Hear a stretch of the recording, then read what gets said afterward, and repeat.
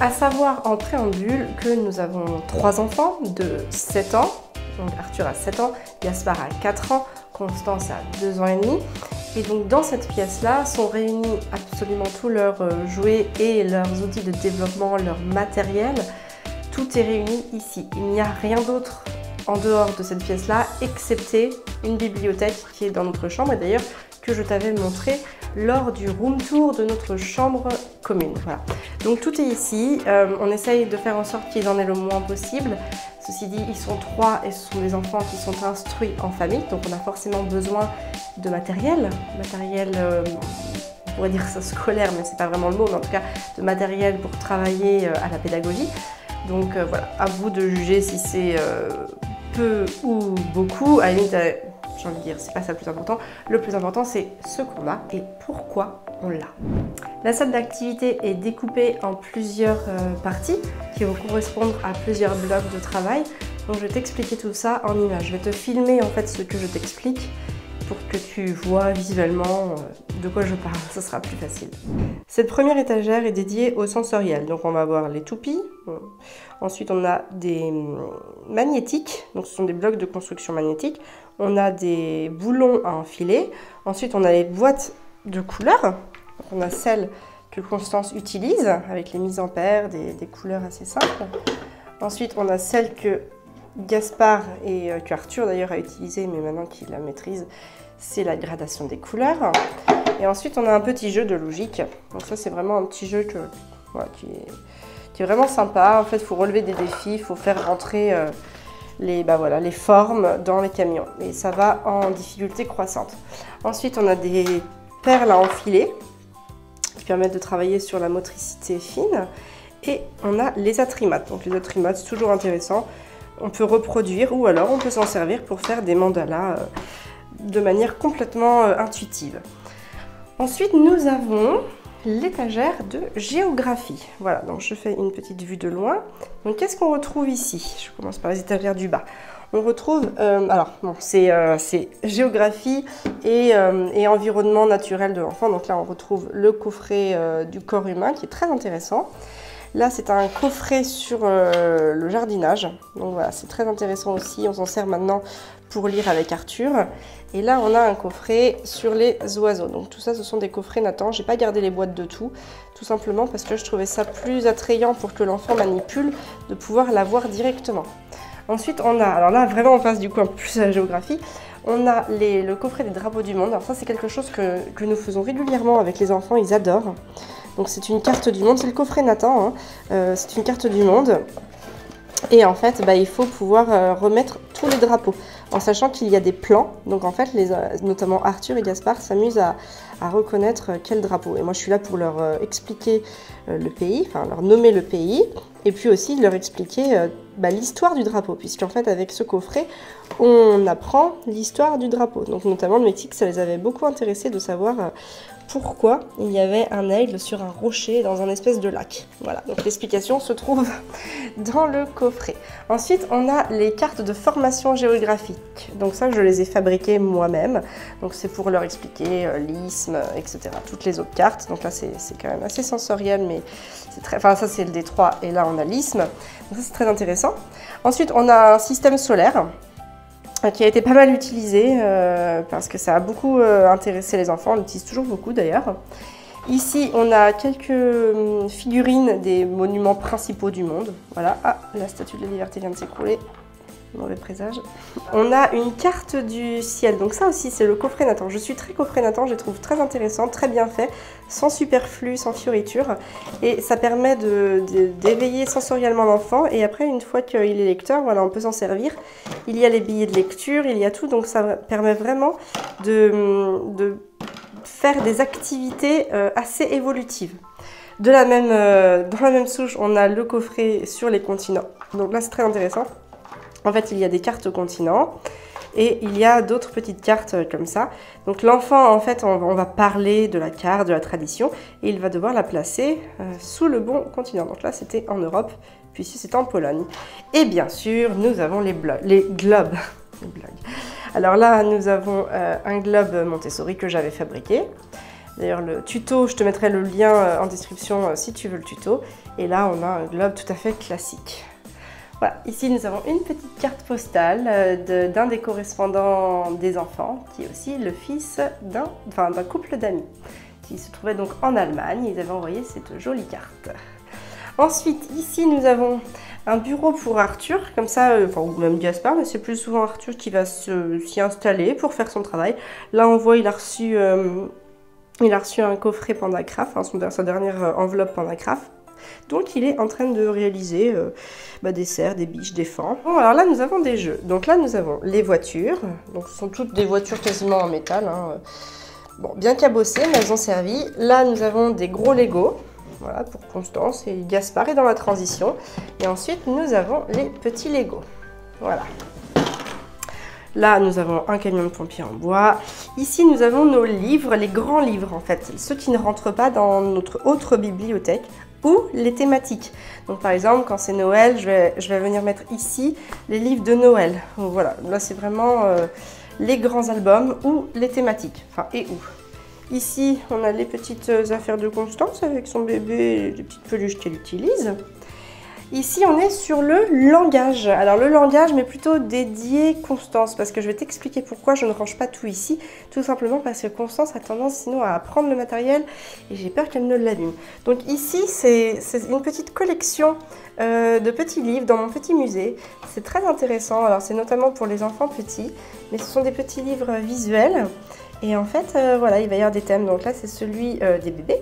Donc un bébé dans le ventre de sa maman. Et on reprend toutes les vraies collections d'art où on voit en fait, toutes les vraies œuvres d'art où on voit des bébés. Voilà, donc ça c'est des choses qu'en général, moi les enfants ont beaucoup apprécié. D'ailleurs on voit les livres ont été pas mal utilisés, j'en mettrai après.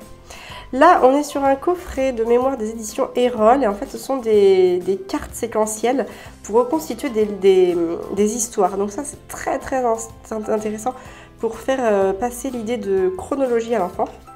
Voilà, il y a plusieurs niveaux de difficulté et plusieurs histoires par niveau de difficulté. Ensuite, on retrouve des puzzles. Voilà, c'est tout ce qui est le plus classique. C'est moi qui ai fabriqué le meuble à puzzle. Voilà, donc voilà. Ensuite, nous avons toutes les petites figurines. Donc là, on a les figurines avec la vie d'une graine. On a le papillon aussi. Et on a la grenouille et la poule avec le poussin. Donc ça, c'est très intéressant. Et ensuite, nous avons les animaux. Nos figurines Schleich, notre collection, qui est très appréciée par les enfants, avec les cartes de nomenclature pour pouvoir associer les cartes avec les figurines. Il manque les figurines poissons et mammifères marins, tout simplement parce qu'elles sont dans la salle de bain. Les enfants, ils jouent dans le bain. Ensuite, nous avons l'étagère mathématiques. Donc là, nous avons la table de Seguin. C'est la deuxième table de Seguin. J'ai choisi d'investir que dans une, donc j'ai choisi la deuxième. Ici, nous avons les timbres. Donc ça, c'est plus pour Arthur. Ça, c'est plus pour Gaspard. Ça, c'est pour Gaspard. Actuellement, les fuseaux. Donc les fuseaux, l'idée est vraiment de venir associer la quantité avec le nombre. Ensuite, nous avons les formes géométriques, donc ça, encore une fois, c'est plus pour Gaspard. Et nous avons le système décimal, qui est encore une fois pour Gaspard. On passe au petit coin, ce que j'appellerais plus de Constance, mais pas que. Tout simplement parce qu'en fait, il y a plusieurs choses qu'utilise Constance, notamment les emboîtements cylindriques. Et ces espèces de petites caplas, alors c'est pas des caplas, mais ce sont des blocs de construction en bois qui viennent de chez Maza France. Et du coup, elle peut se faire des petites constructions très sympas. Et au-dessus, nous avons les instruments de musique. Donc tam-tam, xylophone. Et là-dedans, on a pas mal de choses. Hein, la flûte, les bâtons de pluie, les maracas. Voilà, on a pas mal de choses.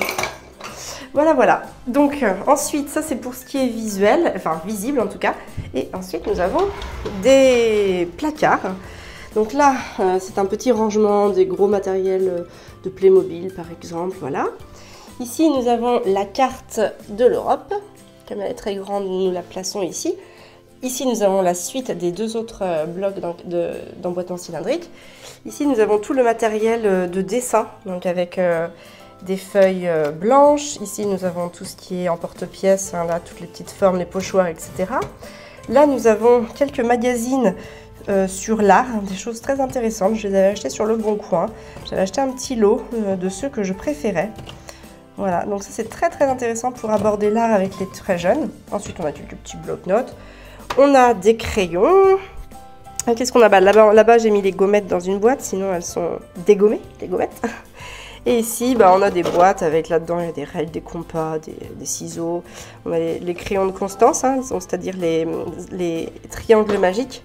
Très important d'utiliser ça avant que l'enfant ne puisse prendre le crayon dans la main, tout simplement pour qu'il ne prenne pas une mauvaise position. Donc ça, c'est plutôt pas mal. On a du scotch là-dedans, je sais qu'il y a des feutres, un petit j'ai plus le nom, bref, voilà quoi. Et c'est leurs petites affaires ici, donc voilà. Au-dessus, nous avons le matériel, donc la deuxième partie du matériel de langage. Alors je l'ai mis ici tout simplement parce que Constance avait tendance à me les prendre et à me les abîmer. Donc ici j'ai les lettres rugueuses qu'utilise Gaspard. Ensuite j'ai quelques cahiers de travail, donc là on a un cahier sur la géographie. Ensuite, ça va plutôt être des cahiers de lecture. Voilà, donc je te fais passer les références, tu mets pause si tu veux les avoir, ce sera plus simple. Voilà, c'est celle que nous utilisons et ça, c'est un cahier de Everman, donc le cahier H, qui est très intéressant. Je vais quand même te le montrer, tout simplement parce que ça permet à l'enfant de faire un dessin en haut et de pouvoir écrire. Alors là, en l'occurrence, c'est moi qui avais écrit, de pouvoir écrire quelque chose. Voilà, donc ce sont des cahiers très bien conçus. Ensuite, nous avons, alors ici c'est un petit matériel pour s'écrire des petits billets magiques que l'enfant va découper et remettre dans l'ordre. Ici, on a la pochette Montessori des chiffres rugueux, donc ça c'est plus pour Gaspard. Là, on a notre Kamishibai. Ici, on a des petites cartes sur les poissons et autres mammifères marins. Ici, j'ai mes petites pochettes pour pouvoir faire de la lecture avec Arthur, tout simplement. Ces pochettes viennent de la cabane Montessori. C'était les revendeurs officiels pendant ma formation Montessori, qui vendaient ça. Et là, on a tout simplement l'alphabet mobile qui vient du site Absorbent Mind.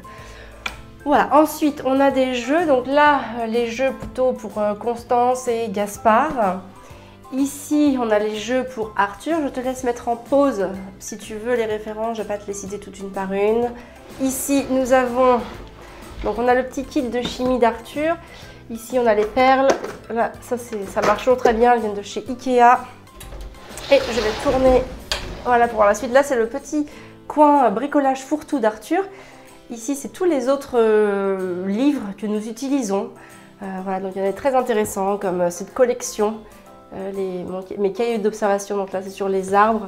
Mais nous l'avons aussi sur l'alimentation, sur les insectes. Oups, il y a des trucs qui sont tombés. Voilà, ça c'est très intéressant aussi pour Gaspard, notamment ma maternelle épanouie, c'est chez Nathan. Voilà, c'est des petites choses qu'on utilise beaucoup. Ça permet vraiment de se poser, de faire des petites activités quand j'ai pas le temps d'en choisir. Voilà, ça c'est pour les noms. Là, on l'a commencé avec Gaspard, il est très bien. Voilà, il y a pas mal de choses. C'est assez intéressant. Et ensuite ici, donc là on a les déguisements, on reconnaît la coiffe de l'Indien. Ici j'ai le bac à déguisement. Là on a les plans pour les Lego, encore un petit peu de Lego, la pâte à modeler, le circuit de train en bois, les Playmobil, donc ça c'est les figurines Playmobil, voilà. On a des blocs sensoriels pour Constance et bien sûr les caplas. Voilà, donc on a fait le tour de la salle d'activité pour les enfants. Je te la remontre comme ça. Voilà, je n'ai pas montré ce qu'on avait au mur, mais là en gros, on a notre jolie collection de plumes. Donc ça, on les a ramenées. En fait, quand on voyage, on ramène des plumes. Donc là, toutes celles-là, elles viennent de l'île Maurice avec des plumes d'autruche femelle. On a des plumes de pintade. Là, on retrouve des plumes de paon. Ça, c'est une grande plume de paon. Voilà, on essaye d'identifier les oiseaux avec les plumes que l'on ramasse. Voilà pour ce qui est de la salle d'activité à l'instant T. Il faut savoir que c'est très organique. Cette salle évolue en même temps que les enfants. Si tu veux retrouver plus d'informations et avec plus de détails sur chaque activité que je vais pouvoir proposer aux enfants, notamment les enfants de 0 à 3 ans, je te laisse tout simplement cliquer sur le lien en description. Et c'est un lien vers un guide, un atelier que j'avais créé spécialement pour aider les parents sur la période 0-3 ans. Quoi proposer à l'enfant, comment proposer à l'enfant, comment faire ranger l'enfant, comment lui donner en fait le goût, comment faire en sorte pour qu'il fasse une activité, qu'il se concentre, qu'il aime, qu'il s'implique dans son activité et qu'ensuite il la range. Tout ça, je l'avais expliqué en détail dans cet atelier. Donc c'est très simple, pour le télécharger, tu cliques sur le lien et voilà, tu arriveras sur la page qui te permettra d'y avoir accès. Tu peux bien sûr aimer la vidéo, tu peux émettre des commentaires sur ce que tu as vu ou sur des questions, quoi que ce soit, n'hésite pas. Et puis bien sûr, tu peux t'abonner à Famille Épanouie si tu aimes ce genre de contenu. Moi, je te laisse cliquer sur le lien pour avoir les activités dédiées aux enfants de 0 à 3 ans, même 3 ans et demi. Je crois même que ça va jusqu'à 4 ans. Et c'est vraiment un guide très très complet qui va vraiment te permettre de savoir quoi proposer à ton enfant, à quel âge et surtout pourquoi lui proposer ça. Comprendre, ne pas proposer les choses au hasard, tout simplement essayer de donner du sens aux enfants parce que c'est grâce au sens qu'ils vont avoir, dont ils vont bénéficier, qu'ils vont pouvoir mettre du sens dans leurs activités, dans leurs entreprises. Donc c'est très très important. C'est une période charnière puisque les 0-3 ans sont souvent le moyen pour l'enfant d'entrer dans un système de concentration, d'implication, d'activité créative, d'activité manuelle où le cerveau et la main travaillent en même temps. Et donc les apprentissages sont d'autant plus valorisés. Donc voilà, c'est vraiment très très intéressant. J'explique aussi beaucoup de choses un petit peu plus sur le développement de l'enfant pour vraiment donner un socle de connaissances qui va te permettre d'accompagner ton enfant avec sérénité sur cette période. Voilà pour cette vidéo, je te retrouve dans une prochaine vidéo très bientôt. En attendant, je te dis prends soin de toi et de tes enfants.